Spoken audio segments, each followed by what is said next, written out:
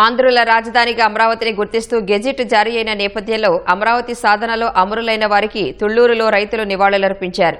అలాగే ప్రధాని మోదీ, సీఎం చంద్రబాబు, ఉప ముఖ్యమంత్రి పవన్ కళ్యాణ్ చిత్రపటాలకు పాలాభిషేకం చేశారు. అమరావతికి చట్టబద్ధతతో రాజధాని ఉద్యమంలో అమరులైన వారి ఆత్మకి శాంతి లభిస్తుందని అన్నారు.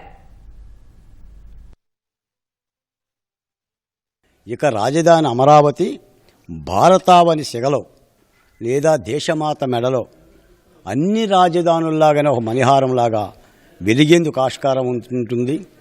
ఎంతమంది తుష్కులు వచ్చినా, ఎంతమంది తొగ్గలకులు వచ్చినా, కలిసికట్టుగా ఎంతమంది పులకేశీలు వచ్చినా ఇక అమరావతి అజిరామంగా నిలుస్తుంది.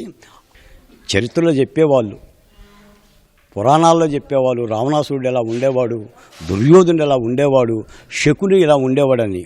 వాళ్ళందరినీ మేము అమరావతిలో 5 ఏళ్ల జగన్మోహన్ రెడ్డి గారి పరిపాలనలో చూసాం. ఆ దైవ బలము నిజంగా అమరావతి రాష్ట్ర ప్రజల బలము ఎంతో ఉందండి ఈ అమరావతి మీద. ఆ బలం, ఆ నమ్మకం మాకు మనోధైర్యాన్ని ఇచ్చి మమ్మల్ని ముందుకు నడిపించిన ఆంధ్ర రాష్ట్ర ప్రజలందరికీ మేము ధన్యవాదాలు తెలియజేస్తున్నాము. జగన్మోహన్ రెడ్డి సీఎంగా ఉన్నప్పుడు ప్రతిపాదన చేసినట్టు 3 రాజధానులు వ్యతిరేకిస్తూ గురజాల నుంచి మందరం వరకు పాదయాత్రగా వచ్చాను.